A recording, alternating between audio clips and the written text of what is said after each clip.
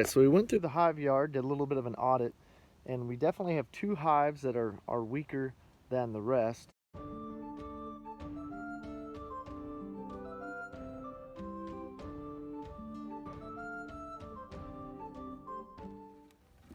You can see here there's just a frame and a half, maybe of bees, maybe not even a frame and a half.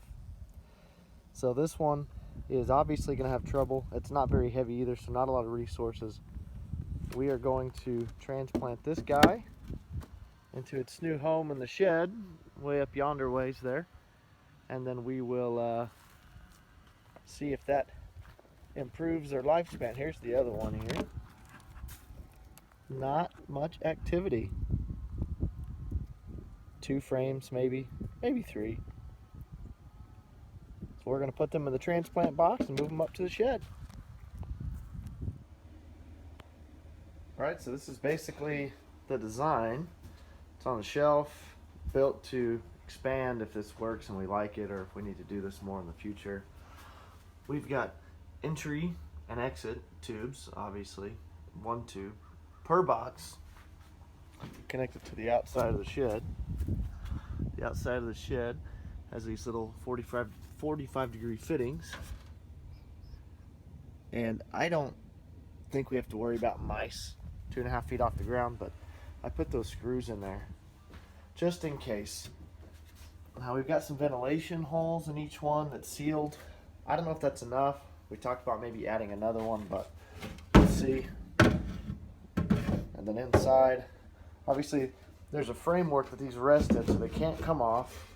They sit inside, and this is, I know this frame or this box was eaten up with wax moths once upon a time when we got it and cleaned it up, and it's kind of a donor piece at this point. And there's the hole. It's flush with the bottom, so bees in the winter won't have a hard time getting the dead bees out and junk out. You know, sometimes part of the struggle can be how can the bees get rid of their waste and all that stuff when they're inside and overwinter. They should be able to drop them here and whoop, right down the slide, right outside. Very low effort, very low maintenance. We also got screws here just in case in case a mouse does get through and makes it up this tube. There's one more kind of line of defense. And again, if it got through the first one, it'll probably get through that one. But today's the day. We're gonna go down to the bee yard and grab the 2 hives that are a little bit weaker. We're gonna kind of take an audit on what they've got and where they're at, health-wise, store-wise. Bring them inside, and hopefully they make it through the winter. All right, the bees are in their new homes. All 12 of them in each box. Just set them down. We'll see how long it takes them to find their new hive entrance. Well, they found the entry and exit tube, but they are having hell getting up it. Their wings are flapping and they're just not getting any traction. So I think I'm going to fish something up there to help them, like a little ladder mechanism maybe. Hopefully you can see this.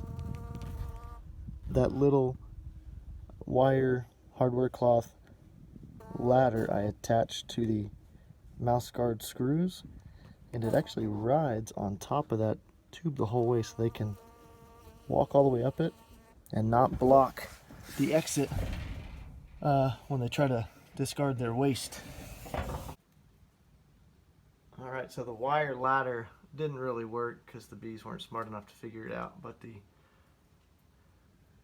1/2-inch fabric strap seems to give them the mobility they need. They're still struggling a little bit, but we will see how it goes. At least they're able to get up and down.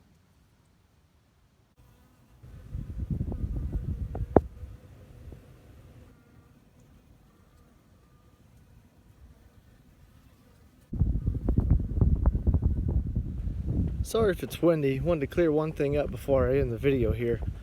I'm not saying that putting these hives inside the shed is a good idea.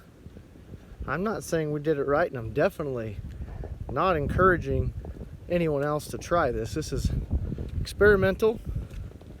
I'm not sure how well it's going to work. Obviously we're doing it because we want what's best for the bees, but there's just no telling. But they're a weak hive. I don't think they'd overwinter without a little assistance, so we're going to try to give it to them. So if you have any constructive feedback or destructive feedback, hell, I don't care, feel free to leave it down below. As always, thanks for watching.